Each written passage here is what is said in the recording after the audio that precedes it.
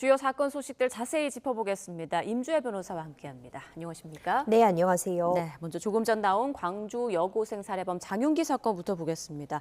어제 3차 공판에 이제 유족들이 나와서 법정 최고형인 사형을 선고해달라고 이제 오열을 하기도 했는데 법정에서 이렇게 유족들이 호소하는 내용들이 양형에는 어느 정도 영향을 미칠 수 있을까요? 참작이 충분히 가능해 보입니다. 어제 유족이요 증인으로 출석을 했습니다. 법정에서 사실 계속 오열하시는 그런 모습들 많은 국민들이 안타까움 함께 나눴습니다. 엄벌을 호소하는 내용이 주된 쟁점이었습니다.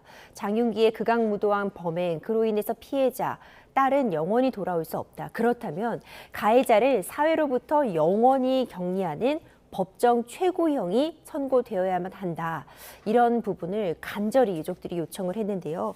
정말 안타까웠습니다. 이런 피해자가 다시 나오지 않도록 사회에서 영구히 격리하고 엄벌로서 이 해당 죄의 무거움을 다스려달라는 취지였는데요. 이런 부분들 양형에 참작이 될 수밖에 없습니다. 피해자의 유족들이 강력하게 엄벌을 요구하고 있다는 부분이 재판부에게도 충분히 전달이 되었으리라 봅니다. 네, 유족들 마음이 어떨지 참 가늠도 되지 않는데요. 또 어제 고 이채원 양을 도우려다 크게 다친 고등학생도 증인으로 출석을 했습니다. 그런데 여기에서 상당히 중요해 보이는 증언을 했더라고요. 그렇습니다. 또 다른 피해자입니다. 예. 중상을 입었던 이 고 이채원 양을 도우려다가 흉기에 찔린 이 고등학생 남성 역시도요. 지금 증인으로 출석을 했습니다. 장윤기가 오히려 태연하게 119에 신고해달라라는 이야기를 본인에게 하면서 본인의 주의를 돌렸고 잠시 한눈을 판 사이에 흉기로 공격을 했다라는 부분입니다. 어떤 그런 극악무도함을 보여주는 그리고 이 범행의 이 결과, 이 과정 자체가 굉장히 치밀했다라는 부분을 또 들여다볼 수 있는 그런 부분인 것 같습니다. 예. 이 역시도 굉장히 중요한 증언이라고 보여지고요. 이 남학생에 대해서는 살인 미수가 적용될 수 있는 그런 부분이기 때문에 이 역시도 이 죄질을 결정함에 있어서 중요한 증언이었다고 보여집니다. 네, 또 어제 검찰이 휴대전화 포렌식 자료, 통화 내역 등 180여 점을 추가로 증거 제출하기도 했습니다. 이 가운데 차량 블랙박스에 녹음된 여성 지인들과의 대화를 휴대전화로 옮겨 담았다거나 그리고 특정 여성을 성적 대상으로 표현한 메모 등도 포함됐다고 하는데요. 근데 블랙박스에 녹음된 내용을 휴대전화로 옮겨 담는 게 사실 일상적인 행동은 아니잖아요. 그렇죠. 특히 어떤 여성과의 어떤 대화를 블랙박스에 담겨 있는 걸 본인의 휴대전화로 옮기기까지 했다. 어떤 자기적인 행동이 포함되어 있잖아요. 이 부분도 어떤 비뚤어진 성관념이나 성의식을 보여줄 수 있는 증거로서 일종의 정황 증거로서 증거로 제출이 되었다고 봅니다. 여러 SNS 대화 내역이나 메시지 내용들, 지인들과 나눴던 그런 대화 내용들이 이번에 증거로 대폭 이제 채택이 되었는데요. 이제 그런 부분을 놓고 보자면 애초에 비뚤어진 성의식, 성관념을 갖고 있었고 범행 동기가 성적인 목적을 포함하고 있었다라는 부분을 간접적으로든 정황 증거로든 입증해 줄 수 있는 중요한 자료들이라고 봅니다. 네, 장윤기가 학창 시절에도 청소년 여성을 대상으로 성범죄를 저지르고 싶다 이런 취지의 발언을 한 것으로 알려지고 있는데 이런 내용도 정황 증거로 볼 수 있을까요? 그렇죠. 이 고등학생 당시에 청소년 여성을 대상으로 해서 어떤 성범죄를 저지르고 싶다라는 그런 발언들을 했다는 증거들이 포함이 되어 제출이 됐습니다. 이런 생각을 했었다, 이런 대화를 나눴었다라는 것만으로 곧바로 어떤 죄가 되는 것은 아니겠지만요. 지금 이 증거들이 제출되고 채택되고 있는 그 맥락을 보자면 충분히 유의미한 증거라고 보여집니다. 애초에 장윤기는요. 성범죄 목적에 대해서는 부인하는 취지, 우발적인 살인이었다는 점을 강조했습니다. 그런데 본인은 이전부터 이런 비뚤어진 성관념을 갖고 있었고 실제로 이후에는 성범죄 목적의 살인이었다는 점을 인정하기까지 했습니다. 그럼 처음에 이 초기에 이 사건에 대해서 반성하지 않는 태도라던가 본인의 범행을 일부 숨기려는 듯한 부분들, 죄질에 있어 참작이 될 수밖에 없는 양형에서 불리하게 작용할 수 있는 요소가 전 충분히 되리라고 봅니다. 네, 그런데 장윤기 측 변호인은 장윤기의 어떤 이런 발언들에 대해서 대화를 주도한 건 아니다, 그냥 호응한 거다 이런 취지로 변호를 하던데요. 이 내용은 좀 어떻게 봐야 될까요? 고등학교 생활 기록부까지 근거로서 제출이 됐습니다. 이 내용을 보자면 장윤기가 학창 시절 굉장히 소극적이었다. 어찌 보자면 수동적인 성향이었다라는 점을 강조하기 위한 내용인데요. 그러니까 여러 가지 청소년기에 나눴던 대화들이라던가 청소년을 상대로 해서 성범죄를 저지르고 싶다고 한 그 대화의 맥락들을 보자면 피고인 장윤기가 먼저 적극적으로 나서서 음담패설을 주도하는 그런 모양새가 아니고 오히려 상대방 쪽에서 먼저 제시한 대화에 소극적으로 호응한 정도에 불과하다. 이전에 갖고 있었던 비뚤어진 성관념에 대해서 소극적으로 상대방 쪽이 제시한 내용에 대해 응한 정도 수준이지 주도한 것은 아니다라는 부분을 강조하기 위해서 이런 생활기록부까지 제출한 것이라고 보는데 뭐 유의미하게 장윤기에게 유리하게 참작될 만한 그런 사령들은 아니라고 봅니다. 네. 어떤 내용에서든 이 성관념이 잘못되었다, 비뚤어진 성관념을 갖고 있었다라는 건 정황적인 부분에 불과할 텐데 본인이 소극적인 성향을 학창 시절에 갖고 있었다는 것이 지금에 있었던 이 범행에 있어서 참작될 요소라고는 보이지 않고요. 다만 지금 장윤기 측 변호인으로서는 형량을 조금이라도 낮추기 위해서 주도적인 성향은 아니었다는 부분을 좀 강조하기 위한 그런 참고적인 자료로서 제출했다고 봅니다. 네, 그리고 공수 사실에는 아르바이트 동료 여성을 성폭행했던 점, 그리고 사회복무 요원 시절에 청소년 여성의 신체를 몰래 촬영한 점 등 다른 성범죄들도 포함된 것으로 알려졌는데요. 만약에 지금 거론되고 있는 사실들이 모두 유죄로 인정이 된다면 형량은 어느 정도로 나올 수 있을까요? 이미 강간 살인에요, 살인 미수, 그 외에도 불법 촬영 혐의 이런 부분들이 모두 포함되어 있습니다. 예. 죄질이 매우 좋지 못하고요. 피해자에게는 정말 씻을 수 없는 상처, 유가족들의 상처를 준 상황입니다. 법정 최고형이 선고될 수밖에 없지 않을까 생각이 되는데 대한민국은 실제적으로 사형 폐지 국가라는 점을 감안한다면 무기징역이 구형이 되고 이와 상응하는 그런 선고형이 내려지지 않을까 조심스럽게 예측은 가능한 상황인데요. 예. 이제 초기에 대응을 지적하지 않을 수가 없을 것 같습니다. 이전에 성과 관련된 범죄 동기들, 전력들이 있음에도 불구하고 성범죄 목적, 강간살인 부분을 연결시키지 못한 부분은 수사 과정에서 미흡했던 점에 대한 책임은 반드시 물어야 될 상황으로 보여집니다. 네. 자, 다음 사건 보겠습니다. 어제 윤석열 전 대통령 허위사실 공표 혐의 1심 선고가 나왔죠. 징역 1년 6개월에 집행유예 3년, 꽤 중한 형이 나왔는데 먼저 재판부의 판단부터 좀 정리를 해주실까요? 굉장히 중한 형이 나왔습니다. 예. 징역 1년 6개월에 집행유예 3년인데요. 사실 공직선거법 위반 같은 경우에는 벌금 100만 원을 일단 초과하게 되면 그때부터는 중형이라고밖에 볼 수 없습니다. 당선이 무효가 되기 때문에 그 이상이 나온다면 사실 동일한 효과라고도 볼 수 있겠죠. 굉장히 중한 형이 나왔습니다. 문제되는 발언을 크게 보자면 두 가지였습니다. 윤우진 전 세무서장에게 변호사를 소개한 사실이 없다라는 발언 한 가지, 그리고 건진법사 전성배 씨를 당 관계자로부터 소개받았고 배우자 김건희 씨와 함께 만난 적은 없다는 발언, 이렇게 두 가지가 문제를 했는데요. 재판부에서는요, 이 두 발언 모두 허위 사실에 해당하며 윤석열 전 대통령은 본인이 이것이 허위 사실임을 충분히 인지하고 있었음에도 당시에 본인에게 제기되고 있는 여러 가지 의혹들을 좀 무마하고자 국민들에게 고의적으로 허위 사실을 공표해서 이 선거에 영향을 끼치려고 했다라는 부분을 모두 유죄로 인정했습니다. 네. 재판부에서는요, 윤석열 전 대통령 측이 주장해왔던 해당 발언이 그런 의미로 한 것이 아니라는 주장이라거나 변호사를 소개해줬다는 부분도 본인이 본인의 이름을 대고 연락을 차별하고 한 것이지 적극적으로 소개한 것은 아니다라는 주장 모두 받아들이지 않았습니다. 해당 질문이 전달된 경위, 그리고 그 질문에 대한 답을 듣는 국민들의 입장을 고려해야 된다라는 부분이 강조되었는데요. 예.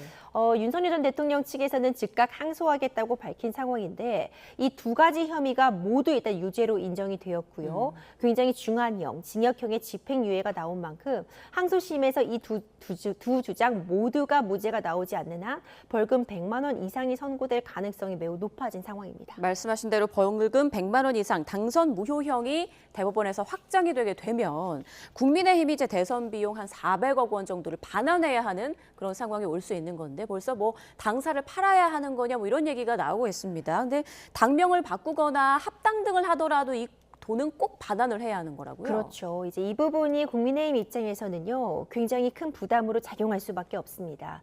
대선이었기 때문에요, 이 대선의 후보를 냈던 이 국민의힘 같은 경우에는 국고로서 이 선거 비용을 보전받게 됩니다. 그 보전받은 비용이 거의 400억 원에 육박하는 그런 상황인데, 예. 결국 당선 무효형에 되는 그런 벌금 100만 원 이상이 대법원까지 가서 확정이 되면은요, 30일 이내에 이 국고로 보전받은 금액을 모두 반환해야 됩니다. 굉장히 부담스러울 수밖에 없고요. 예.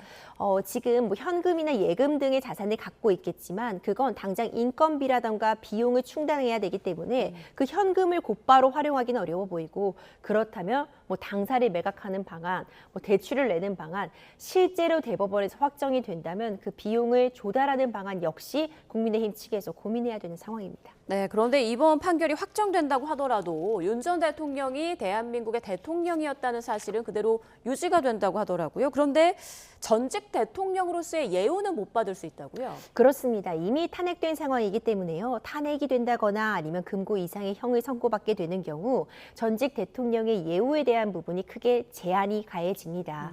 그러니까 뭐 경호라던가 경비 일부분만 받을 수 있고 그 이외의 예우는 사실상 박탈된다고 볼 수 있을 것 같은데요. 이미 탄핵이 된 상황이고요. 예. 뿐만 아니라 중요한 쟁점이 당선 무효가 확정된다면, 그렇다면 대통령 신분으로 한 행동들도 모두 소급해서 없어지게 되는가도 궁금해하실 수 있을 것 예. 같은데, 소급되는 것은 아닙니다. 굉장히 큰 행정상의 혼란을 초래할 수 있기 때문에요.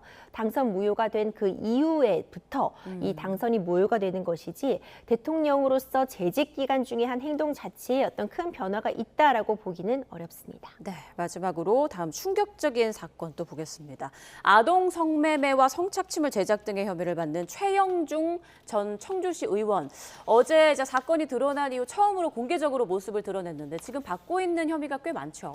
그렇습니다. 굉장히 충격적입니다. 결국 아동에 대해서 의제강간을 했다. 청소년 의제강간 혐의인데요. 우리 형법에서는요, 만약 만 16세가 되지 않은 청소년과 성인이 관계를 맺을 시에는 뭐 동의가 있었는지 합의가 있었는지 여부를 따지지 않고 강간으로 처벌하겠다는 강력한 규정을 두고 있습니다. 예. 지금 아동청소년보호법상 미성년자 의제강간 혐의 여중생과 두세 차례 최소한 성관계를 했다는 부분이 문제가 되고 있고요. 이 외에도 성착취물을 불법 촬영했다라는 부분들까지도 문제가 되고 있어서 어제 강도 높은 조사가 이루어졌습니다. 네, 15시간에 걸친 강도 높은 조사를 받았는데 최영중 전 시의원은 미성년자인 걸 몰랐다는 기존의 입장을 계속 반복했다고 하더라고요.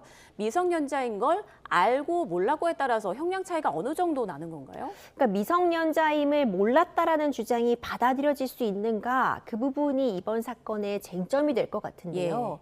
일단 이 범행 당시에 피해자의 나이가 만 13세였다라고 전해지고 있습니다. 그렇다면 과연 몰랐을 수 있겠는가라는 비판 피할 수 없고요.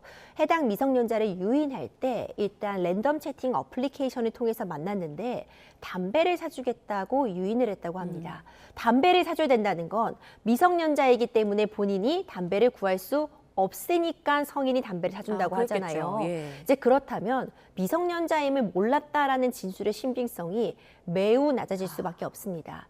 이제 그런 사정들을 종합해 보자면 외관적으로, 외형적으로 과연 만 13세 여중생을 미성년자임을 몰랐다고 할 수 있겠는가 한 가지 쟁점이 되고요. 담배를 사주겠다고 유인했다는 정황 역시도 불리하게 참작될 수밖에 없습니다. 네. 만약 미성년자 의제강간 혐의가 인정이 되면 3년 이상의 유기징역, 굉장히 중하게 처벌이 예정되어 있고요. 그 혐의뿐만 아니라 아동 성착취물과 관련된 부분, 그 외에도 여러 가지 성 관련 범죄들이 지금 함께 문제가 되고 있기 때문에 만약 사실로 드러나게 된다면 중형을 피하기 어려운 상황이고, 수사 과정에서 범행을 부인했다는 것 역시 이것이 사실로 드러나게 된다면 불리하게 양형에서 반영될 수밖에 없습니다. 그런데 1차 조사와 2차 조사 사이 한 2달 넘게 공백이 있었단 말이죠. 그리고 압수수색 같은 경우도 피해자 부모의 그 고소장 접수 이후 한 5개월 만에 이루어지다 보니까 늑장 수사 아니냐라는 지적도 나오고 있습니다. 그렇습니다. 일단 첫 소환 조사도요 굉장히 늦었습니다. 이제 4월 초에 이 학부모의 신고가 있었음에도 불구하고 5월에 돼서야 처음으로 소환이 있었고요.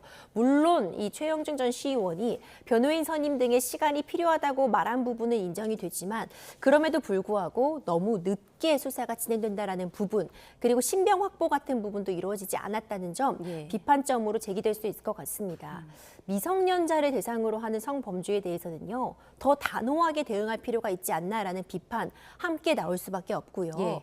일단 수사 과정이 지금은 이제 좀 빠르게 진행이 되고 있지만 만약 신병을 확보하지 않은 부분이라던가 첫 소환 조사와 두 번째 소환 조사 사이에 너무나도 큰 간격, 제대로 증거를 확보하지 못한 그런 부분들이 있다면 지금 장윤기 수사 때 반복되고 있는 것과 마찬가지로 수사 과정의 허점을 우리가 다시 한번 돌아봐야 되지 않나 생각이 됩니다. 네, 알겠습니다. 지금까지 임주혜 변호사와 주요 재판들 상황 짚어봤습니다. 고맙습니다.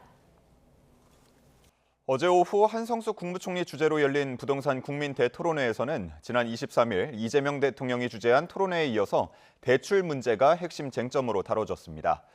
정부는 두 차례의 토론회 논의 결과를 반영해 8월 초 세제 개편안을 발표하고 부동산 후속 대책도 내놓을 방침인데요. 관련 내용들 천소라 인하대 경제학과 교수와 알아보도록 하겠습니다. 어서 오십시오. 안녕하세요. 네.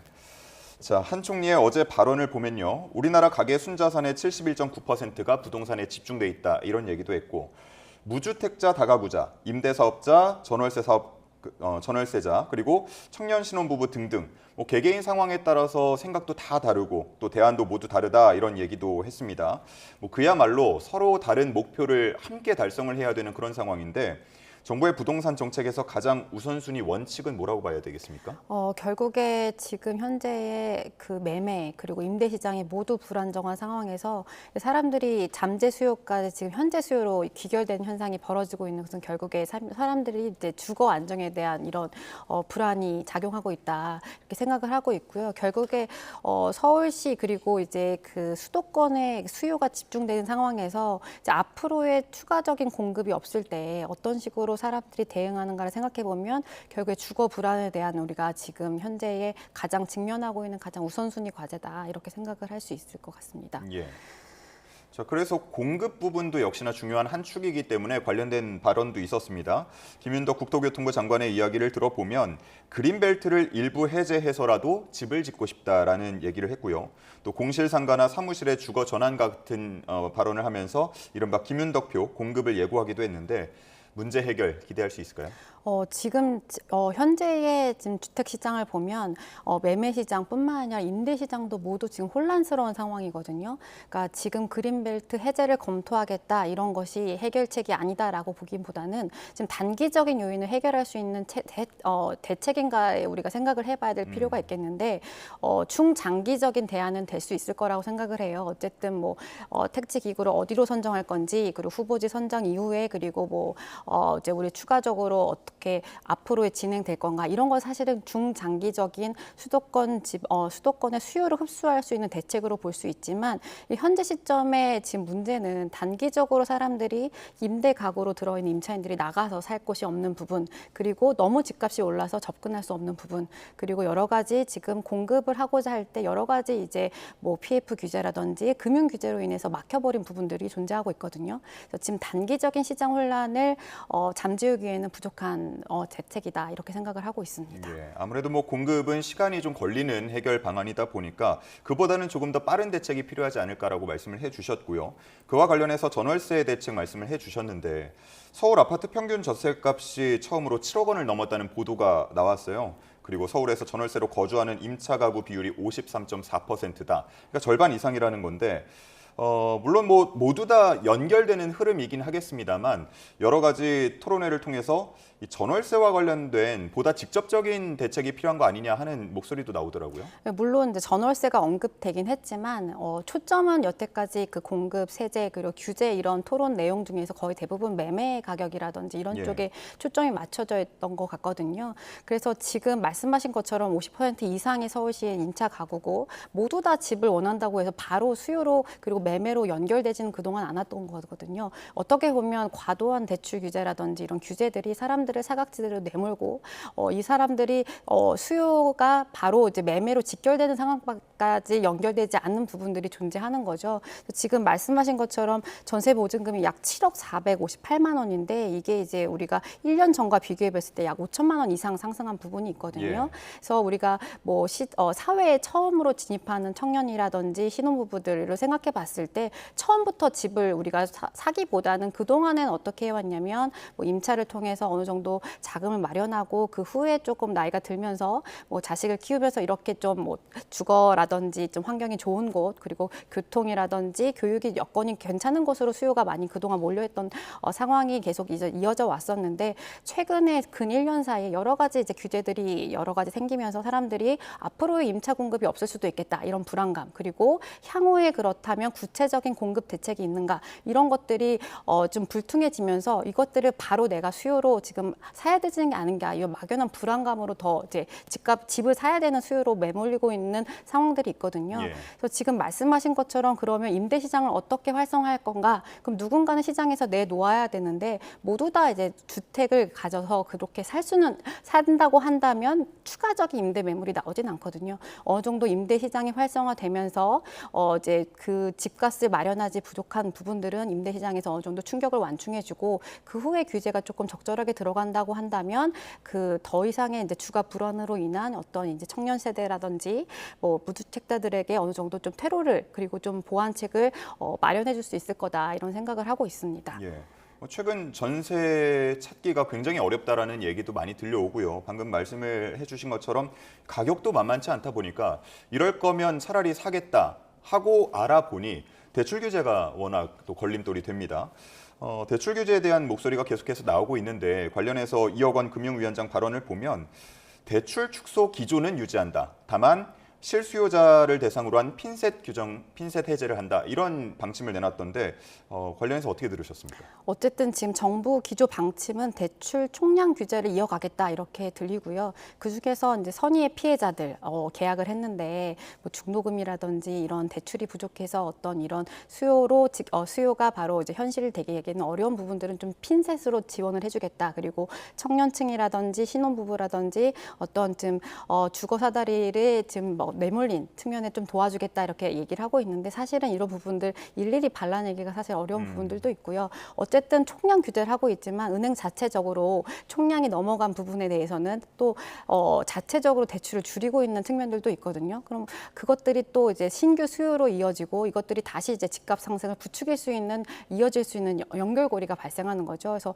집값을 어느 정도 우리가 떨어뜨리겠다 이렇게 목표로 잡으면 또 다른 규제를 낳게 되고 그 규제의 부작용으로 인해서 또 다른 규제를 불러일으키는 이렇게 악순환이 이어질 수밖에 없고요. 그래서 지금 대출 총량 규제를 하게 되면 결국에는 이 한정된 이 대출 자원을 누구에게 나눠줘야 되나? 그럼 모두 다 그것을 우리가 뒷받침해 줄 수 있느냐를 봤을 때는 또 거기서 또 선의 피해자가 나올 수밖에 없는 거죠. 그래서 이제 취지는 좋긴 하지만 이제 굉장히 이제 좀 실무를 담당하는 그 부분들도 굉장히 어려운 부분들도 있겠고 그거 자체만으로도 어떤 집값을 떨어뜨리지 않을 수 있겠다 이렇게 생각을 하고 있습니다. 예. 자, 보름 동안 릴레이 토론회가 진행이 됐는데 이제 8월 초에 세제 개편안이 발표가 되고 또 이어서 부동산 후속 대책이 나올 것으로 보입니다. 지금 워낙 뭐 토론회에서 여러 가지 얘기가 나왔지만 사실 말씀을 해주신 것처럼 너무 복잡하잖아요. 어떤 내용들이 나오게 될까요? 일단은 지금 토론회에서 전반적으로 어떤 의견들이 나왔나 보면 사실 굉장한 많은 분들이 많이 나왔죠. 그래서 말씀하신 것처럼 주택을 소유하고 있느냐, 소유하지 않고 있느냐, 그리고 내가 수도권에 살고 있느냐, 비수도권에 살고 있느냐, 그리고 내가 주택 공급자인가 아니면 수요자인가에 따라서 사실은 굉장히 이해관계가 다를 수밖에 없거든요. 일일이 이것을 다 이제 들어줄 수도 없는 거고 거고 모든 목표를 다 충족시키기엔 사실은 그렇게 최적화된 대안은 존재하지 않는 부분인 거죠. 그래도 근데 공통적으로 나온 의견들이 지금 현재의 단기적으로 수도권의 공급은 부족하다 이런 얘기가 있었고 그 지금 현재의 과도한 규제로 인해서 여러 가지 실수요자들이 어떤 피해를 보고 있는 상황이다 이런 얘기도 나왔었고 그리고 이제 공급이라든지 어떤 세제라든지 금융 자체가 떨어져 있는 것들이 아니라 사실 굉장히 매매 시장과 임대 시장이 긴밀하게 연결돼 있기 때문에 이런 것들의 종합적인 어떤 토론에 대한 얘기가 계속 이제 진행되었던 측면들이 있는 거죠. 하지만 지금 뭐 앞으로 지금 당장 지금 정부의 방향이라든지 논조를 보면 거의 이제 세제에 집중이 되어 있는 것 같아요. 그래서 지금 나오고 있는 얘기들이 뭐 장특공을 좀 손보겠다 아니면 보유세를 강화하겠다 이런 얘기들도 있고 그렇다고 하면 뭐 초고가 주택에 대해서 보유세를 강화한다고 했을 때 물론 이제 뭐 강남의 어떤 특정 가구들에게는 보유세 인상으로 인해서 내가 내놔야 되나 하는 이제 얘기는 나올 수가 있겠지만 또 지금 현재 양도세가 굉장히 높거든요. 그러면 또 이제 내가 기회비용 측면에서 고려해 봤을 때 내가 가지고 있는 것이 이득인가 아니면 파는 것이 더 나을까라고 생각해 봤을 때 파는 것도 손해가 만만치 않거든요. 그리고 그것을 판다고 했다고 해서 지금 현재의 무주택 가구들 그리고 임대 시장에서 쫓겨나고 있는 세입자들을 받아줄 수 있는 공급도 충분하지 않다 이렇게 생각이 들고요. 결국에는 우리가 이렇게 복합적인 원인이 있고 굉장히 이제 매듭이 촘촘하게 얽혀 있을 때 우리가 이것을 다 우선순위로 둘 수는 없고 어디서 근본적인 원인이 출발했는가를 우리가 집중해서 봐야 할 텐데 근본적인 원인은 결국에 공급이고 그 한정된 공급에 굉장히 많은 수요자가 그것을 원하고 있다. 그리고 이제 우리가 비수도권의 아파트를 공급한다고 해도 이것이 충분하게 광역 교통망이라든지 여러 가지 인프라 시설이 확충되지 않으면 결국에 다시 수요가 서울로 집중될 수밖에 없거든요. 그래서 시간이 조금 걸리더라도 지금 현재의 당장 공급을 우리가 어느 정도 이끌어낼 수 있는 정책들을 하루빨리 시행해야 한다라고 생각을 하고요. 물론 뭐 재개발, 재건축 이런 얘기들이 효과가 없다라는 주장도 있지만 그래도 사람들이 지금 내가 한 채만 구매해야 한다면 더 심사숙고해서 정말 제대로 된 한 채를 사고 싶은 수요가 계속 이어질 수밖에 없거든요. 그렇다고 하면 신축에 대한 대단지 아파트 수요는 계속 이어질 수밖에 없고 그것이 부족하다면 결국에 계속 이런 수요는 지속될 수 있을 거다 이렇게 생각을 하고 있습니다. 예, 우선 나올 세제 개편안 발표부터 한번 지켜보도록 하겠습니다. 자, 이어서 증시 이야기도 나눠보겠습니다. 최근 증시의 중심에는 역시나 뭐 반도체가 있을 텐데 어제는 중국의 CXMT 창신 메모리 테크놀로지 상장이 되면서 주목을 많이 받았습니다. 우리 증시의 영향 어떻게 보세요? 어쨌든 지금 우리가 창신 메모리가 어제 어느 정도 지금 아시아의 자금을 좀 흡수했다 이런 시장의 이제 평가도 있거든요. 그러니까 결국에는 지금 AA발 이런 반도체 수요의 증가를 누가 가져가느냐 이런 것들이 국내 증시에도 연결이 되어 있을 텐데 아무래도 지금 창신 메모리가 우리나라의 삼성전자의 범용 D램 반도체 수요를 어느 정도 흡수할 수 있는 가능성은 있는 거죠. 그렇지만 지금 뭐 현재의 반도체의 주도적인 흐름이 이제 고성능 HBM을 중심으로 이런 것들이 지금 주도적으로 이제 이어지고 한다라고 한다면 완전 대체를 한다기보다는 어느 정도 기술적인 우위가 있는 부분에서는 이제 국내의 어떤 삼성전자나 SK하이닉스가 흡수할 수 있는 부분들도 있고요. 다만 이제 우리가 흔히 이제 PC용 메모리라든지 휴대폰에 들어가는 이런 D램 이런 것들은 어느 정도 이제 점점 어떤 추가적인 공급자가 나올 수 있다는 측면에서 어떤 뭐 이제 좀 어떤 이제 경쟁자 이런 역할을 할 수 있다 이렇게 생각을 하고 있습니다. 예. 또 반도체가 이제 변동성을 키우는 이유 중에 하나로 지목된 게 단일 종목 레버리지 ETF일 텐데 31일부터 조기 규제를 시행하기로 했습니다. 좀 어떻게 구조적으로 전환점이 될 수 있을까요? 어쨌든 지금 여전히 거래 집중 현상이 이어지는 건 맞고요. 우리가 지난주와 비교했을 때는 어쨌든 비중은 좀 떨어졌어요. 그래서 뉴스가 발표되고 이게 시행되기 전에 어느 정도 시장이 좀 반응하는 경향들도 있거든요.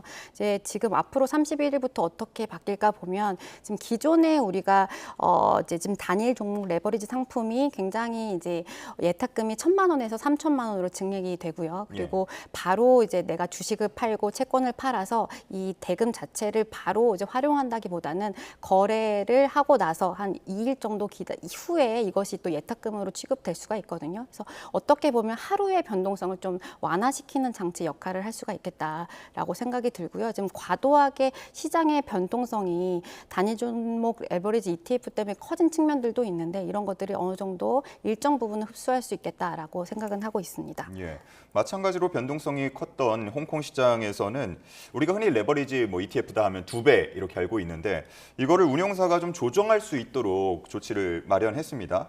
이게 국내에도 적용이 될 수 있습니까?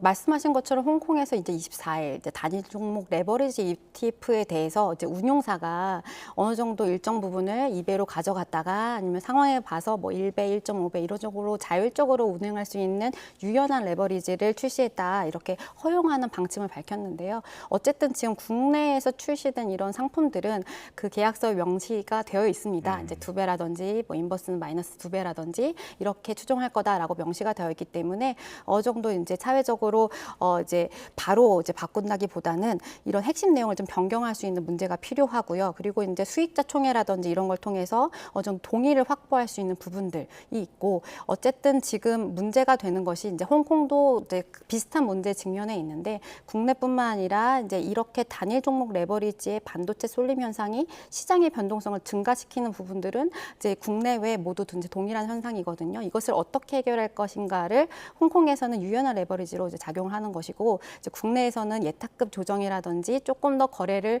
활발하게 어려우게 진입 장벽을 쌓는 방향으로 가져가는 거죠. 그럼 홍콩에 이런 것들을 도입했을 때를 우리가 생각을 해보면 이제 매일은 아니지만 어느 정도 매일매일 장 마감에 내 다음 날은 어떻게 운용할 거야라는 이제 가이드라인이 공시가 되어야 되는데 그렇다고 하면 이제 운용사가 굉장히 많은 어떻게 보면 좀 권리를 갖게 되는 거죠. 내가 다음날 어떻게 운용해야 될지. 그래서 이것들에 대한 어디까지를 우리가 목표로 삼아야 되는지 어떤 방식으로 운용할 것인지에 대해서 조금 더 좀 제도적으로 고민이 필요한 부분이 있고 이것을 바로 적용하기에는 조금 한계가 있다 이렇게 보시면 될 것 같습니다.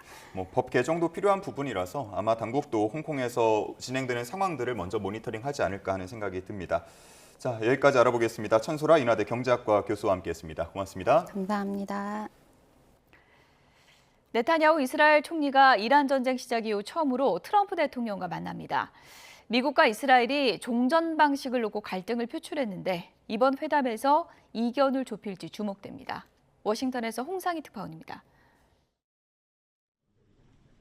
지난 2월 미국과 함께 대이란 군사작전에 나섰던 베냐민 네타냐후 이스라엘 총리가 백악관에서 트럼프 대통령과 만납니다.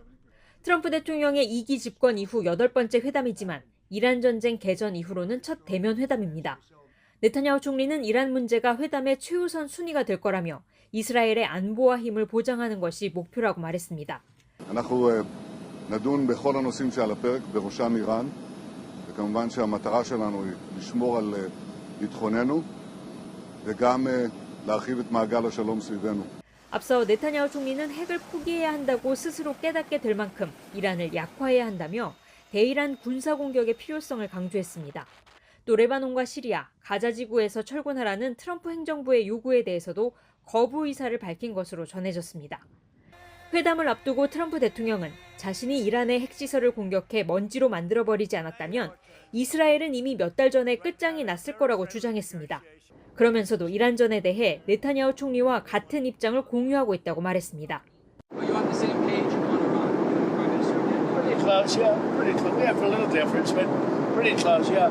이스라엘 매체는 네타냐후 총리가 트럼프 대통령과의 회담 성과를 위해 하마스의 무장 해제가 이루어지지 않았지만 가자 지구에서 국제 안정화군 진입을 승인했다고 전했습니다.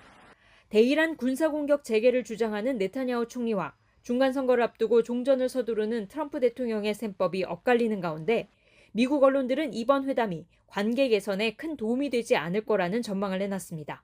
워싱턴에서 YTN 홍상입니다.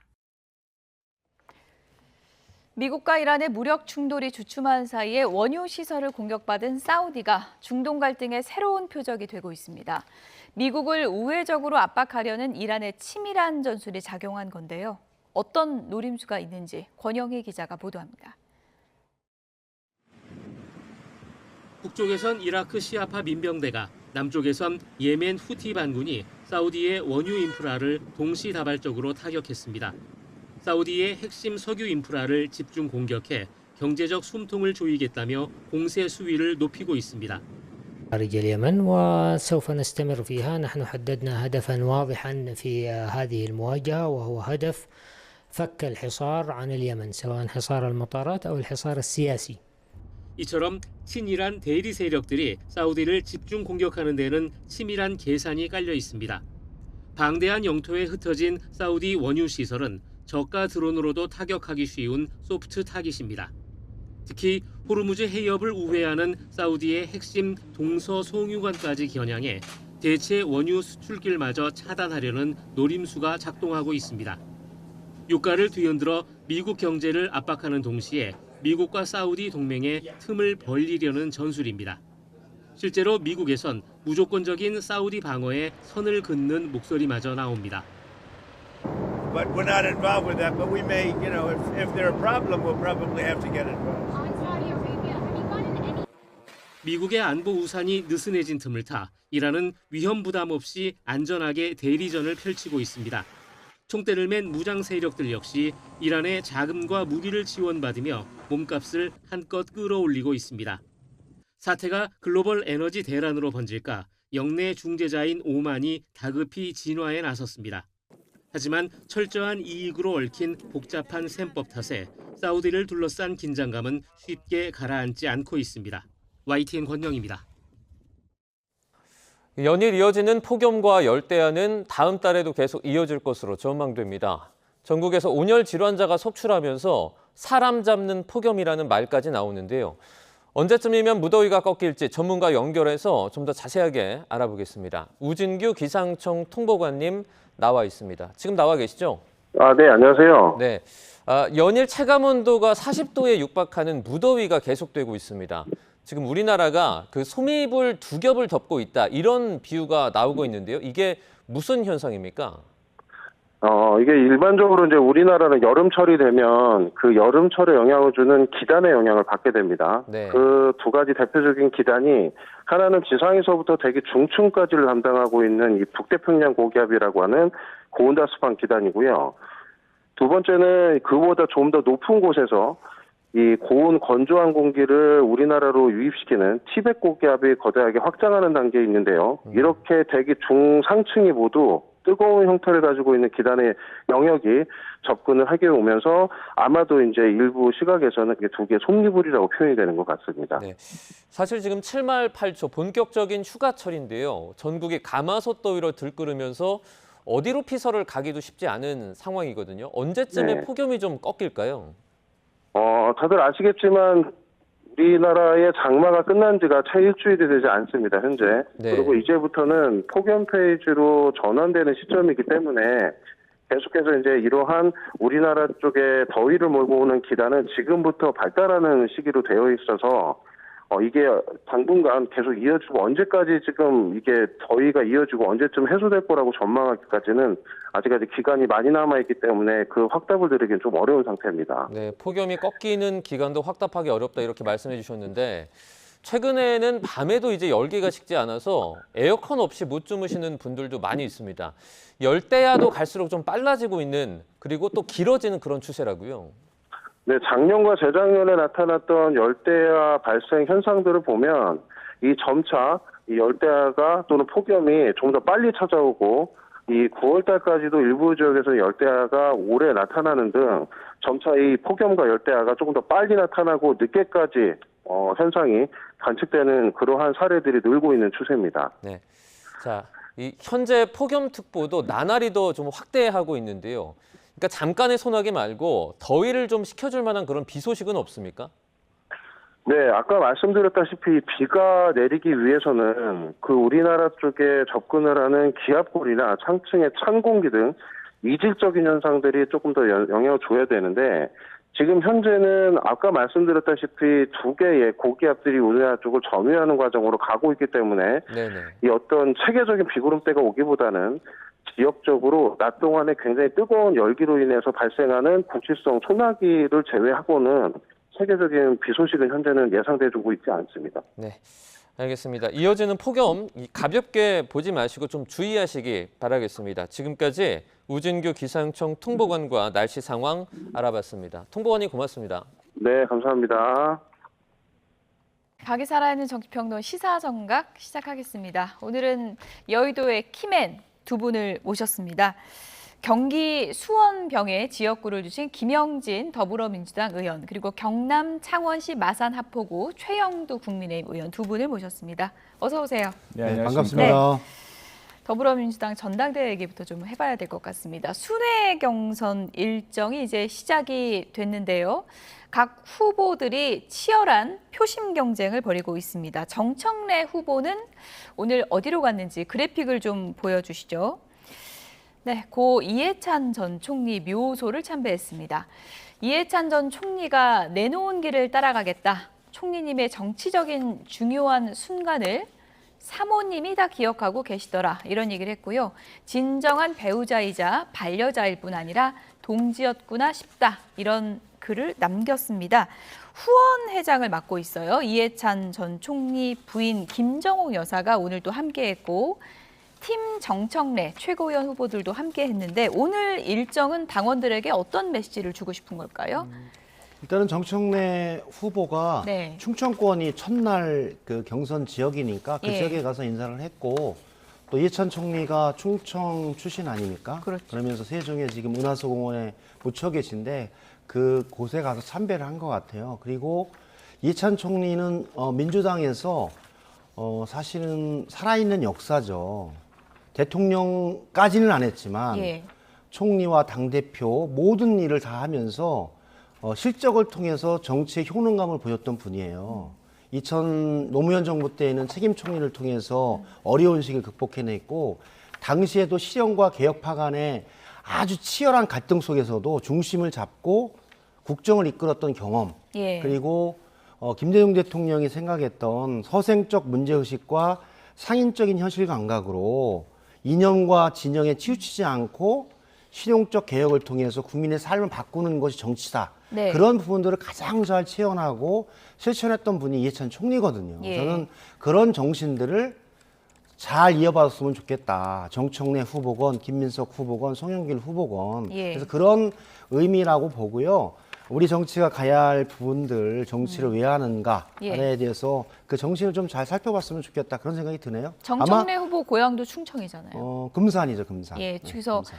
어떻게 보면은 충청에서 스타트니까 첫 기선은 내가 좀 잡아보겠다. 뭐 이런 의지로도 볼 수 있을까요? 그런 것도 있겠고, 예. 뭐 지금 당원이 155만 명이기 때문에 뭐 네. 지역에 의해서 뭐 편중되거나 그러진 않을 것 같은데 네. 아마 그런 개념으로 정말 실현과 개혁을 잘 조율해 나가면서 계파 간의 싸움이나 정치 투쟁으로에서도 잘 전국을 이끌어왔던 이철수 총리의 경험을 잘 배웠으면 좋겠다 그런 생각입니다.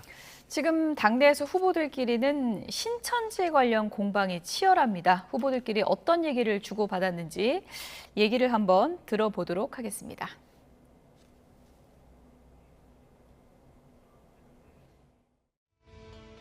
신속하게 조사해서 근거가 없고 허무맹랑한 주장이었다면 예. 이건 당사자를 징계해야 된다고 생각합니다. 이건 해당 행위라고 생각합니다. 신천지 개입 경고가 당을 위헌 정당으로 몰아가는 해당 행위라는 것은 바보 궤변입니다. 계엄 경고하면 계엄 정당입니까? 불조심 외치면 방화입니까?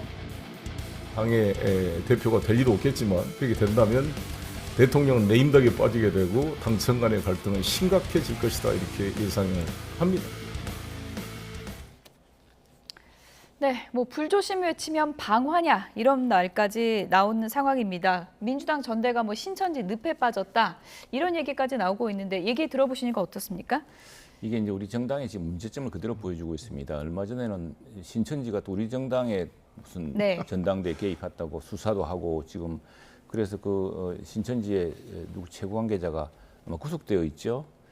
근데 이게 지금 좀 자업자득입니다. 왜냐하면은 당 대표나 대권 후보 이런 걸 전당대회를 뽑는데 당원들한테 이제 많은 당원들이 뽑게 돼 있거든요. 예. 당원들이 누구냐? 150만 중에 지금 팽팽하지 않습니까? 팽팽한데 한 10만 명 정도만 내지는 한 5만 명 정도라도 어떤 표를 몰아줄 집단이 있으면은 정말 악마와도 손을 잡을 수 있는 지금 그런 구조로 되어 있습니다. 지금 전당대 구조가. 그런 구조 때문에 누군가가 이번 전당대에 우리가 어느 사람을 밀어서 우리가 그동안 민원사항을 해결하자라는 이런 이해와 맞물리면서 이제 개입했을 테고 아마 악마와 지난번에도 손을 잡았다고 보시는 거예요, 지금? 지금 일부 민주당이? 나왔다고 하니까 근데 이게 지금 너무 단정적으로 말씀하시는 거 아닙니까? 아니 지금 이게 우리 당에서도 나왔습니다. 우리 당 경쟁자들이 이야기를 해요.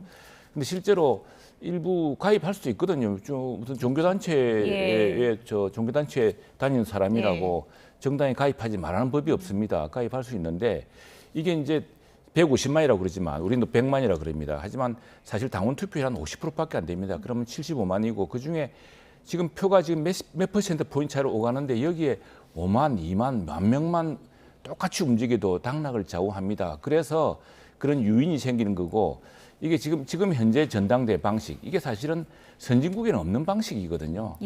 그래서 이제 우리가 당원 주권이라는 걸 내세우면서 당원을 하다 보니까 진짜 오랫동안 당을 위해서 당비도 내고 헌신하고 선거운동 때마다 자기 일도 아닌데 뛰었던 사람들은 자꾸 그 비중이 줄어들고 갑작스레 뛰어든 사람들 이런 사람들이 당의 당권 주자나 대권을 좌우하게 된다면은 매우 심각하다.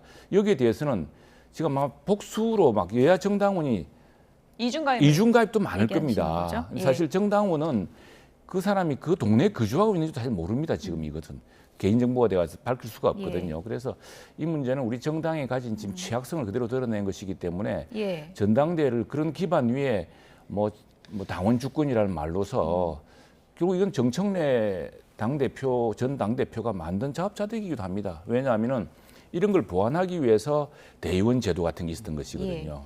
그래서 이 부분은 뭐 철저히 밝혀서 정말 정당의 일에 특정한 세력이 자기들의 이해를 관철시키기 위해서 결탁해서 개입하는 일 없도록 철저히 막아야 됩니다. 네, 정청래 후보 측도 뭐 수사해라 이런 얘기 하고 있는데 문제는 지금 전대까지 이게 다 밝혀질 수가 없잖아요. 근데 신천지 얘기만 하다가 전당대회 끝낼 수도 없는 거고. 그렇죠.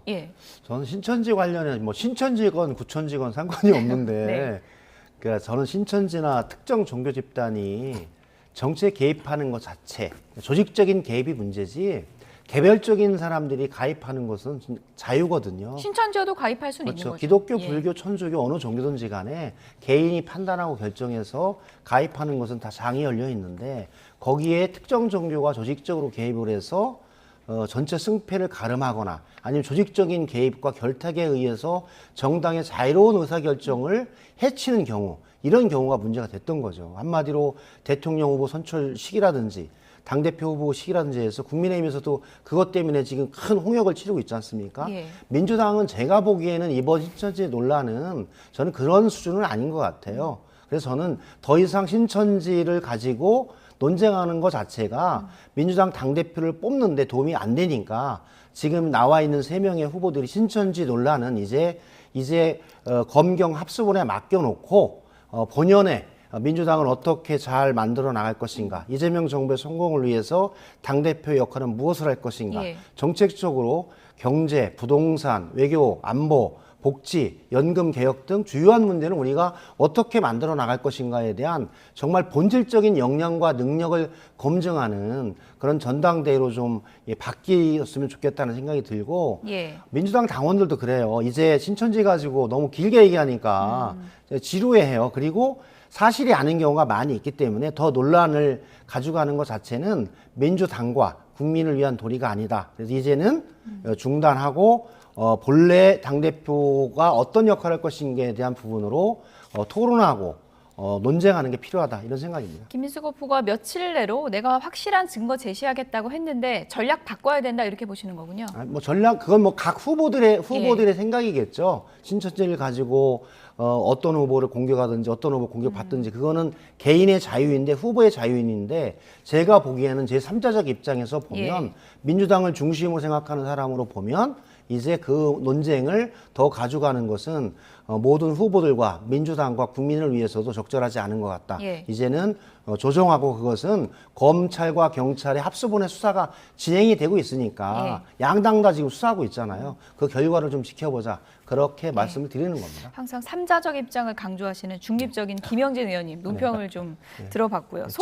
친민주당 입장입니다. 친민주당 입장. 송영길 후보 같은 경우는 레임덕이라는 단어까지 꺼냈습니다. 그러니까 정청래 후보가 만약에 된다면 레임덕 온다. 이재명 대통령 레임덕으로 가는 거다. 이렇게까지 얘기를 했더라고요. 그러니까 지금 그 정청래 전 당대표가 이해찬 전 총리 묘소에 가서 했는데 사실 참, 야, 정치를 저렇게 왜 저렇게 비정하게 하나 생각이 드는 것이 김인수 후보는 정청래 전 총리의 대학 후배입니다. 아마 우리 시절에 사회학적 상상이라는 시라이트 밀즈라는 유명한 책을 번역한 사람이 이해찬 총리였습니다. 아마 그 영향으로 사회학과에 들어간 사람들이 있는데 막 운동을 하고 정당에 들어온 것도 선후배 사이에서 연관이 있을 텐데 그 인간관계를 끊어서 지금 이해찬 전 총리의 내 편이라고 하는 걸 보면 참 비정하다 생각이 드는데 이게 지금 레임덕 전당대회라는 것은 당원의 총의를 모아서 당원을 통합시키고 그걸 바탕으로 국가적 의제를 앞질러 가자는 것이 지금 목표인데 지금 일단 송영길 전 대표의 말에 지금 여야 모두 전당대회나 당대표를 선출하는 방식이나 현재 정당 운영 시스템에 바로 가장 큰 문제점을 농축하고 있다고 생각합니다. 지금 이렇게 서로 파묘도 하고 아니 따지고 보면 더 가까운 사람끼리 이간질시켜서 아니 이 사람은 내 편이다 그러고 이런 상황 그리고 죽자사자 지금 싸우고 있지 않습니까? 지금 뭐 그러니까 말씀하시는 건 지금 새 후보다 잘못하고 있다 그 다 얘기신가요? 새 후보 아니 이 지금 아닙니까? 전당대회를 이런 시스템을 갖고 하는 우리 정당의 구조가 문제다. 예, 세 사람 다 나는 그래서 누군가 지금 뭐 이중당적 문제도 해결하고 이런 문제 당원들의 문제도 해결하고 정당을 국가를 발전시키는 의제로 가야 된다. 이제 이렇게 싸우는 전당대회 구조를 바꿔야 된다. 이런 걸 누군가가 제안해야 아마 저는 전당대회에서 앞서갈 수 있을 거라 생각합니다. 우리 당도 마찬가지입니다. 당대표를 둘러싼 끝없는 논란과 이게 뭐 당대표 한 사람이 나라를 구할 수도 없지 않습니까? 그런데 당대표를 중심으로 이게 왜냐? 당대표 한 사람에게 공천권, 당무 운영권 세상에 이런 나라가 없습니다. 그래서 지금 저 실제로 아마 걱정이 정청래 전 대표가 되면은 이재명 후보는 태평양 건너오기 참 싫을 겁니다. 지금 외직 갔다가 왜냐하면 당이 지금 당권과 대통령과 이게 분리될 생각이 서로 다른데 당이 잘 될 리가 있겠습니까? 그래서 이런 전당대회를 만드는 정치 구조부터 바꿔야 된다. 이럴 필요가 없거든요. 근데 옛날 비명 행사, 치명 행제를 번하니까 아, 이거 당대표 누구 되냐에 따라서 다음 총선의 공천도 걱정이고 전국의 운영도 걱정이고 왜 같은 당내에서 이렇게 서로 싸우는 구조를 만듭니까? 그렇죠. 저는 말씀 주신 대로 사실은 이해찬 총리는 김민석 현재 의원을 정치에 복귀시킨 사람이에요. 2020년 더불어민주당 당대표 때 2002년 민주당 탈당 후 18년 만에 민주당에 복귀해서 그 당대표로서 그 김민석 그 당시의 전 의원을 국회의원 공천을 경선의 기회를 줘서 국회의원으로 만들어줬던 사실은 대학 선배이자 정치의 선배죠. 그렇게 하면서 김민석 의원을 잘 가꿔주고 좋은 인재로 민주당에서 성장하라. 그런 격려의 말씀들이 많았던 분이었거든요. 저는 그래서 크게 저는 이해찬 총리의 생각이 지금 이해찬 총리의 사모님께서 그 정청래 후보의 후원회장을 하고 있지만 저는 큰 견제에서 보면 이해찬 총리가 생각하는 것은 김민석이든 정청래든 송영길이든 민주당의 중심을 잡고 제대로 된 정당을 만들어가는 그런 취지가 훨씬 컸고 그 속에서 제가 본 이해찬 총리는 그 중심을 잡아왔어요. 한마디로 이념과 진영이 아니다 정치는. 나는 개량주의자다. 우리 국민의 삶이 조금이라도 나아지면 조금 더 어려운 사람이 좀 좋아지면 그리고 우리 국민들이 조금 더 좋은 경제 상황으로 가면 어떤 정책을 선택하더라도 나는 문제가 없다. 그래서 나는 개량주의의 길을 갈 것이라는 선언을 했거든요. 그래서 지금처럼 아주 극단적으로 개혁과 실용파가 싸우는 것처럼 극단적으로 대립하는 것을 저는 이해찬 총리는 좋아하지 않을 것이다. 살아계신다 해도 지금 중립을 지키실 저는 것이다. 중립을 지켜서 기회를 제시할 것이다. 그런 생각이 듭니다. 그리고 레임덕 이야기 나왔으면 말이에요. 레임덕 지금 이미 들어갔습니다. 왜냐하니까 레임덕 이미 들어갔다고요. 왜냐하면은 이게 지금 신천지와 다 연결돼 있습니다. 왜? 지금 민주당원이라고 민주당 150만 다른 당원 중에 만일 우리 검찰 보안 수사권 문제 이 존치해야 되느냐 말아야 되느냐 물으면 아마 한 60% 지금 여론조사 실제 나와 있어요. 민주당 다수 당원들은 아니 대통령도 저렇게 이야기하고 법무부 장관도 이야기하는 거 보니까 형법 어떤 그 범죄 피해를 빨리 구제하고 범죄를 저지른 사람에 대해서 정확한 기소를 하기 위해서는 보안 수사권이 필요하겠구나. 이 굉장히 중요한 국가를 운영하는 사법 운영체계 근간이거든요. 근데 이게 이제 민주당 중에 그 강경한 당원들은 아니 검찰은 씨를 말려버려야 된다고 하니까 이제 금수완박위에서 보안 수사권조차 1.1획도 줄 수 없다고 하지 않습니까? 이게 이제 레임덕이죠. 사실 그래서 이렇게 대통령 이렇게 정청래 대표가 된다면은 그 정말 1.1획도 안 고칠 것이고 그러면은 검찰의 보안 수사, 범죄 피해 구제, 범죄자에 대한 기소 전부 수렁에 빠질 텐데 그게 레임덕 아니겠습니까? 네. 조금 전에 이재명 대통령이 태평양 건너오기가 두려울 것이다. 뭐 이런 얘기까지 해주셨는데 그 두려운 이유 중에 하나가 바로 이 난제 때문이 아닐까 싶습니다. 정성호 법무부 장관이 사퇴의 뜻이 강경한데 정말 물러날 수 있을지는 모르겠습니다. 관련 영상 보시죠. 최근에 와서는 제가 뭐 개인적인 얘기인데 지금 건강 상태가 매우 좋지 않습니다. 제가 뭐 수개월 동안 지금 상당히 심각한 좀 수면 장애가 있고 기타 다른 개인적인 문제이기 때문에 말씀드리기는 좀 곤란한데 그런 측면을 고려해 갖고 대통령 주변에 계신 분들하고 많이 의논을 해오던 그런 차였습니다. 이제 법무장관이 굉장히 최근에 힘들어하신 건 맞는 것 같아요. 법사위에 뭐 누구 때문에 힘들다 이런 말씀을 많이 하시더라고요. 누구인가? 검찰 수사가 문제가 돼서 개혁하려고 하는데 다시 경찰 수사의 문제점을 검사에게 수사권을 주는 방식으로 해결해서는 안 되는 그런 사건입니다. 법무부 장관님, 말할 기회를 좀 주십시오 좀요. 민주당 의원들한테도 그리고 뭐 조국혁신당 뭐 박은정 의원들 이렇게 막 당하셨잖아요. 그러니까 그런 거 보면서 약간 좀 회의를 좀 느끼신 것 같아요.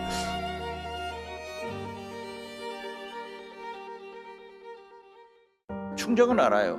그렇지만은 지금 건강이 금년 말까지는 견딜 수 있어요.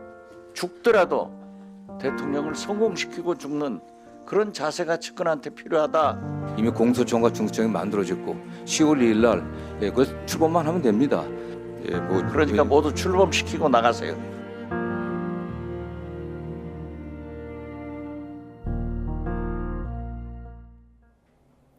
사퇴할 결심은 아주 강한 것 같은데 보신 것처럼 분위기가 이렇습니다. 건강이 안 좋다. 저희가 뭐 편집을 교묘하게 하긴 했는데 작년만 해도 근육질 몸매를 자랑하던 헬스맨 정성호 장관 아니겠습니까? 올해 말까지 버틸 수 있다고 보십니까? 정성호 장관의 저 헬스 사진은 10년 전 사진입니다. 10년 전 사진이에요? 네, 10년 전 사진입니다. 처음에 이제 올린 거는 작년이고. 그래서 국회의원이 돼서 올린 사진이었지. 이게 근래 사진이 아니고 사실은 법무부 장관이라고 하는 경무를 수행하면서 이빨도 3개 빠졌고 뭐 여러 가지 아프다라는 얘기를 되게 많이 했고 제가 뭐 저도 가끔 보니까 상태를 알고 있잖아요. 그래서 상당히 어려운 상황이다 건강상으로. 그래서 초창기 이제 정권을 교체한 이후 법무부의 여러 가지 일, 그다음에 검찰청을 중수청으로와 공소청으로 분할해서 수사 기소를 분리할 수 있는 제도적 틀을 만들었고 그에 따라서 형소법이 이번에 통과가 되면 나의 할 일은 대략 좀 마무리되는 게 아니냐 그런 말씀들을 하셨어요. 그리고 건강에 대한 문제도 있었고 근데 이제 여러 가지 정치적 상황이 있기 때문에 공개적으로 아마 얘기를 안 했었는데 이번에 공개적으로 얘기를 한 것 같아요. 시야가 뭐 빠지고 이런 거는 이 보안 수사권 논란 때 스트레스 받아서 그러신 건가요? 그 전부터 사실은 경무였죠. 사실 내란 계엄, 그 이후로 재판들, 그다음에 검찰청을 분리해서 중수청, 공수청을 만드는 속에서도 엄청난 논쟁과 여야 간의 갈등. 그리고 한마디로 필리버스터를 가장 많이 한 사람이에요. 지금 한 15번 정도 했을 거예요. 그러니까 24시간을 밤새워서 필리버스터하는 주무장관이 법무부 장관이기 때문에 계속 필리버스터 밤새우는 거죠. 의장, 부의장과 위원장은 교체하지만 법무부 장관은 그 국회 본회의장이 법무부 장관석을 지켜야 되거든요. 그런 부분들도 있었다라고 봐요. 그러면서 이제 중수청과 공수청이 출범을 하고 있기 때문에 나의 역할이 적절한 게 아니냐 아마 그런 판단을 하신 것 같은데 그렇더라도 이 집권 여당의 법무부 장관이라고 하는 자리이기 때문에 여러 가지 고려할 사안들이 많이 있고 또 특히 인사권자인 대통령의 생각이 가장 중심적이기 때문에 대통령이 귀국하셔서 잘 논의하시는 게 필요하지 않을까 그런 생각입니다. 귀국하는 비행기 편에서 이재명 대통령이 이제 고심을 할 텐데 개인적으로 보시기에는 추측을 하자면 어느 쪽으로 결론을 내릴 것 같으세요? 그건 뭐 인사권자의 판단이라서 예. 정성호 장관도 많이 생각을 할 것이고 네. 이재명 대통령도 인사권자로서 어떤 방식으로 진행하는 것이 중수청 공소청의 올바른 출범 그리고 형사사법체계에 잘 정비돼서 국민들에게 도움이 되는 제도개혁이 될 것인가에 대한 판단들을 잘 하면서 그에 따르는 인사 문제를 어떻게 할 것인가를 판단하고 결정할 것이다. 그렇게 보고 있습니다. 붙잡으면 못 나가는 겁니까? 대통령이 뭐 붙잡으면. 그거는 이제 저의 영역이 아니라서.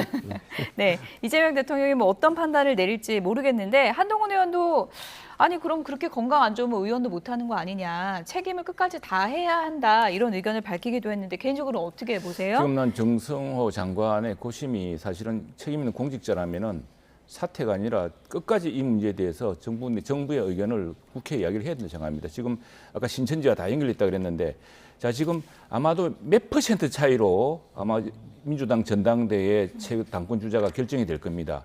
그 몇 % 중에 가장 강력한 세력이 지금 뭐 완전히 1.1핵도 주지 말고 검찰에서 완전히 다 빼버려라 하는 이런 이제 강경한 지지 세력.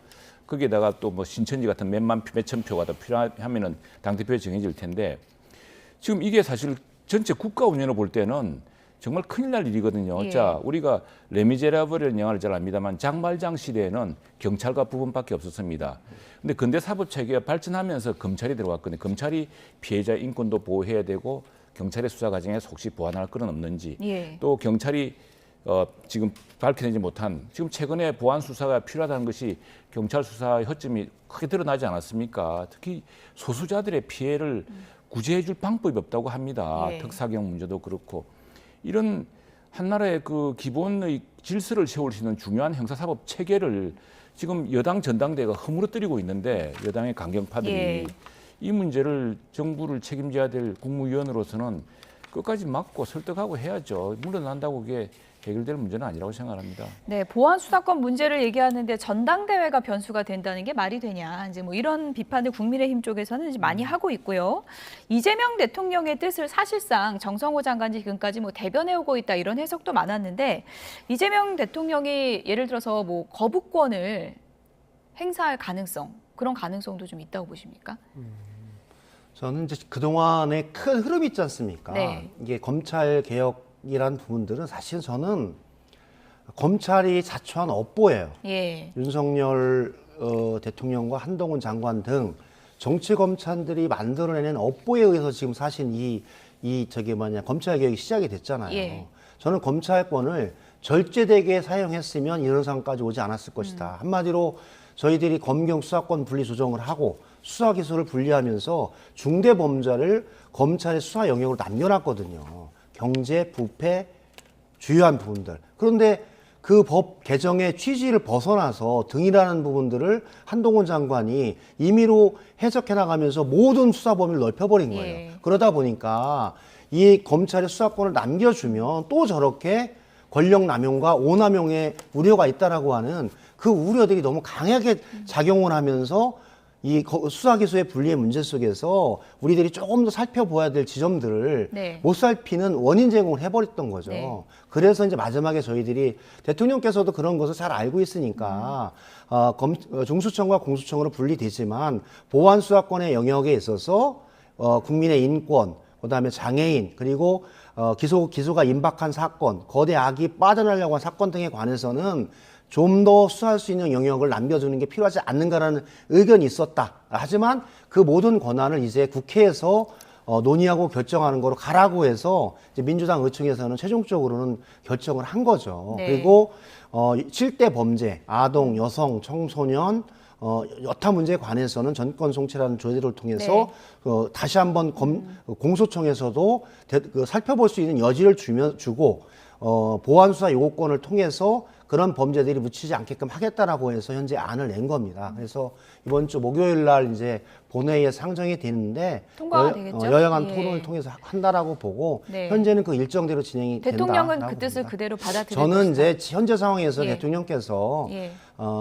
국회와 여당 그리고 여야 간의 논의에 국회 판단과 결정에 따르겠다라고 선언한 상황에서 저는 거부권을 행사하기에는 쉽지 않을 것이다 그런 생각입니다. 쉽지 않을 것이다. 근데 여기에 대해서 중요한 말이 예. 있는데 정부에서 이제 검찰개혁위원회라고 공소청도 세우고 이제 어떻게 조정할 것인가 박찬훈 이제 위원장 이분이 굉장히 진보적인 민변회에서도 하시고 예. 민주당 내에서도 아주 발언권이 높으신 분인데 이분이 최근에 논란을 보고 이렇게 말씀하셨어요. 그때 조정이 안 되면서 이제 사퇴를 하셨죠.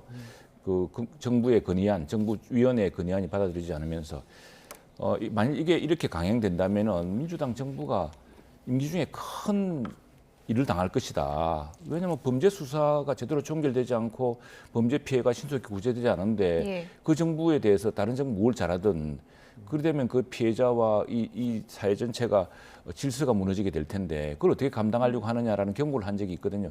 이 경고를 좀 심각하게 받아들여야 되는데 문제는 이게 전당대회 죽고 사는 당권이 되냐 마냐의 문제 이 강경한 여론이 한 20% 30% 표를 갖고 있고 뭐 이리 되다 보니까 지금 여당 전체가 여기에 끌려가고 있는 꼴이 되어 있습니다. 지금. 예. 끝으로 국민의힘 얘기를 좀 해봐야 될 것 같은데요. 권영진 의원의 정점식 원내대표 멱살잡이 논란으로 후속 조치 징계가 지금 진행되고 있는 상황인데 오늘 아침 정점식 원내대표가 이런 얘기를 했습니다. 선처를 말한다 이런 얘기를 했는데요. 들어보시죠.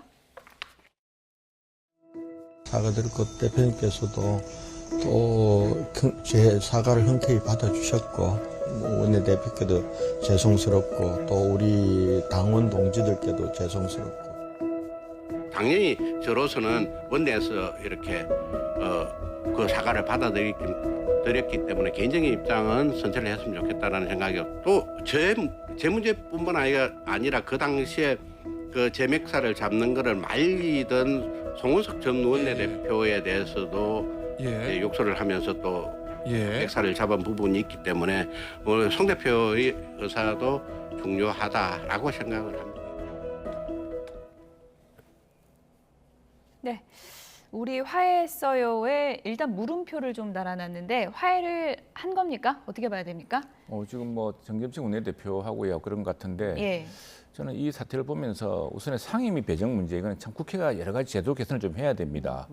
그러니까 국회의원들이 하고 싶은 것도 있고 또 전문성도 있는데 상임위 숫자를 맞추다 보니까 억지로 맞추는 과정에서 사실 원내 지도부가 가장 고통스러운 대목이 저 시간입니다. 그건 변론으로 하더라도 지금 뭐 두 분 관계는 저렇게 된 것 같은데 그러니까 이제 보수 정치 특히 이제 보수 정치에 대해서 많은 유권자들은 품격을 이야기합니다. 그래서 항상 코드 오브 컨덕트, 코드 오브 랭귀지 어떤 언어를 사용할 것이냐, 어떤 행동을 할 것인가에 대해서 굉장히 이걸 잘 해야 되는데 근데 그런 원칙적인 문제를 다시 한번 재정립할 필요가 있다고 생각을 합니다. 네, 뭐 어쨌든 선처를 바란다고 했는데 민주당에서 이런 일이 벌어졌다면 어떨까요? 뭐 징계까지 이어진다고 보십니까? 저도 2020년에 제가 원내 수석 부대표 역할을 했었는데 네. 원내 수석 부대표가 원내대표와 함께 170명의 국회의원들의 상임위를 배정하는 역할을 합니다. 그러다 보니까 본인이 희망하는 상임위와 저희들이 배정하는 상임위가 틀리는 경우가 한 10%에서 15% 정도 생깁니다. 예. 그리고 그러면 자선 의원들이 좀 양해를 해주고 하면서 종료를 하는데 그렇지 않은 경우가 생긴 경우인데 아마 이 경우가 그런 경우인 것 같아요. 그래서 저는 권영진 의원도 의원을 오래 하셨고 대구시장까지 역임하셨고 두 분이 다 원내대표직이라서 저는 물론 여러 가지 좀 불미스러운 일이 많이 나왔지만 말은 말로써 해결을 해야 하는 게 좋겠다. 그래서 당내에서 저는 국회는 정치라는 역할인데 정치는 정치로서 해결해야지 그게 징계와 또 사법의 영역으로 가서 정치를 자꾸만 오염시키는 일들이 없었으면 좋겠다는 생각이 들어서 물론 뭐 국민의힘에서 당원 당규나 여러 윤리 규범에 따라서 판단하겠지만 잘 처리됐으면 좋겠다 그런 생각입니다. 네, 뭐 조은희 의원도 함께 가야 된다 이런 취지로 얘기를 했고 또 이제 당에서는 원칙에 따라서 이런 거는 징계를 해야 된다라는 의견이 좀 양분돼 있는 것 같은데 어떻게 좀 교통 정리가 될까요? 그래서 이제 그게 당사자 입장들도 중요하고 우선에 권영진 의원이 신속하게 이 문제에 대해서 크게 책임을 통감한 크게 잘못되었다. 그것이 상임위 배정에 관한 문제라고 하지만 그러나 내 은행에 대해서는 예. 내가 정말 내 평생을 두고서 잘못한 일이다라고 이야기를 했는데 거기에 대해서 당사자의 입장이 중요할 테고요. 예. 좀 이 계기가 아무튼 정치에서 언어 또 어떤 해야 될 행위와 하지 예. 말아야 될 일 이런 것들에 대한 기준을 분명 서는 그런 계기로 삼아야 될 것 같습니다. 의원님은 이번에 상임위 어디로 가시는 겁니까? 저는 과학기술정보방송통신위원회 굉장히 인기 있는 상임인데 응모자가 없어서 그리고 응모자가 없습니까? 잘 안 하려고 합니다. 이게 예산이 큰 예산 사업이 그게 없어서 그런지 바람대로 되신 건가요? 바람대로 된 거 아니고요. 저는 사실 이런 사태를 2번 겪어보면서 예. 저는 원하는 상임위가 있지만 원하는 상임위 안 될 것 같으면 마음대로 하세요. 따르겠습니다. 원내 지도부 건의 세워준다고 했다가 예. 아무도 안 가는 상임위에 그냥 강제 배정당했습니다. 또 그렇게 말씀하시면 거의 같이 계신 분들 좀 섭섭하실 것 같은데. 다 섭섭해하고 있습니다. 그런데 네. 맡았으면 열심히 해야죠. 예. 또 과학기술정보통신이 중요하니까 네. 최선을 다하겠습니다. 많은 분들이 아시는 것처럼 우리 김영진 의원님은 또 행안위원장을 이번에 맡으셨기 때문에 두 분의 또 국회에서의 활약을 기대해 보겠습니다. 지금까지 김영진 더불어민주당 의원 그리고 최영두 국민의힘 의원 두 분이었습니다. 고맙습니다. 네, 고맙습니다.